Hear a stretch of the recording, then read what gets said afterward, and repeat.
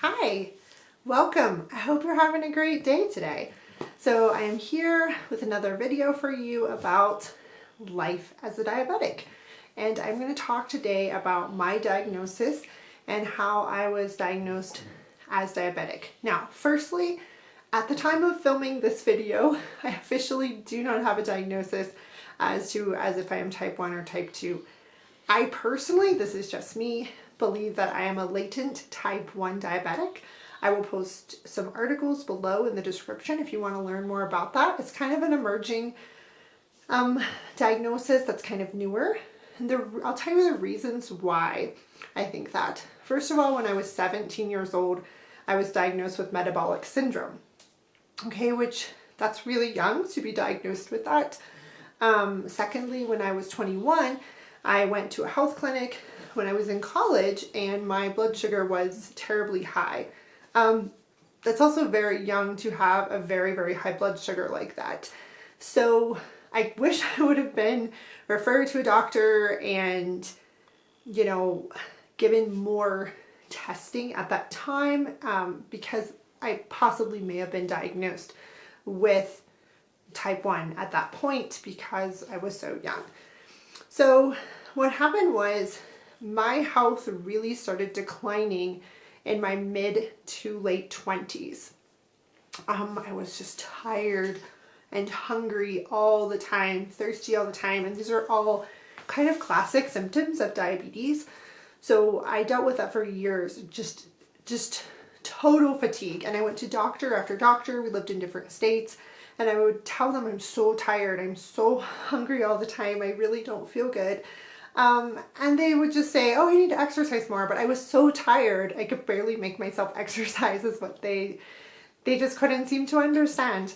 And I don't know why, I'm not downgrading doctors, but it's just sometimes I wish, especially general doctors, would just like dig a little more and really, try harder to see what is the underlying cause of what's going on with a patient.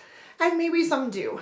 Okay, but unfortunately that never happened with me. So my A1C was always at the very highest end of the normal spectrum. Again, when you have blood work done and they say it's in a normal range, sometimes it's a very large range and you really want to be at the ideal part of that range, whether it's low, middle, high, different tests of different, ideal numbers. Okay, you never want to be just right on the borderline of normal on any test. That's still an indicator that maybe things aren't quite right, and a health indicator that you need to pay attention to. Okay, so again, I was always at the very tippy top of the normal range for my hemoglobin A1C blood test. Okay, which is kind of what they use to diagnose diabetes. However, there's another way to diagnose diabetes, but a lot of doctors don't do it, and it's the most accurate way. And that is you get a blood sugar monitor and you test your blood sugar every day. You record your fasting sugars, then you record your sugars 1 hour after a meal. That is a great for 1 week. And from those numbers, they're going to be able to tell like how much insulin your pancreas is producing, how well you are metabolizing the sugars and carbs that you're eating. And it is a much better test for diabetes. Okay, unfortunately, I was never recommended to do that. I was just recommended to maybe cut my carbs a little bit, eat a balanced diet, exercise more was like the big one that just doctors kept telling me I really did exercise a good bit at that time, as much as I possibly could given the way I felt every day. So this went on. I was very, very conscientious about what I ate as well. I've always been a health nut. I've been a health nut for, oh goodness, 20 years now. So I unfortunately had several pregnancy losses, which I'm not going to go into details about those in this particular video. I definitely will in another video, because diabetes and fertility and diabetes and miscarriage is something really important to talk about. So another video, we will have a chat about that. But the big issue that they found out from these miscarriages and pregnancy losses was that I was full-blown diabetic. So, and it progressed very, very quickly over a series of 2 years, and finally to the point where I got to see an endocrinologist, sorry, who is a specialist, and frankly, who I think you should see if you're diabetic. General doctors are great for what they do, but they're generally not equipped to deal with the complexities of diabetes, especially complex cases. So that's really not their specialty. So endocrinologist, that is their specialty. So, so yeah, that is how I got my diagnosis, was really quite too late. I mean, it could have been done, I think, a long time prior. So you really should ask your doctor, first of all, to have a hemoglobin A1C, a fasting sugar, but also get a glucose monitor. You do not need a prescription for them. You can buy them at Walmart, you can buy them at Sam's Club, you can buy them at any drugstore, and start testing your sugars 1 hour after meal and fasting. That means right when you wake up in the morning, like you haven't had anything to eat or drink yet. And record those sugars and share them with your doctor, and you will be able to learn so much about your health and your blood sugar and if you are diabetic or not.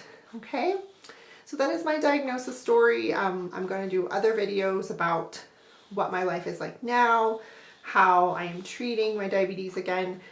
I do feel mine is a latent type 1, which I'll just talk really quick about what that is. So latent type 1 is when your pancreas shuts down over kind of a long period of time. But I'm right in the age range that most latent type 1s are diagnosed.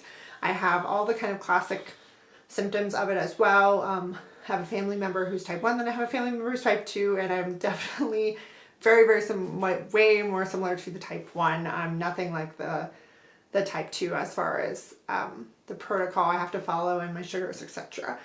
So, so yeah, that is what latent type 1 is. Your pancreas is not producing insulin anymore, but it has been a slow shutdown rather than being born with a pancreas that already doesn't produce, or very quickly, like a childhood diagnosis of latent type 1.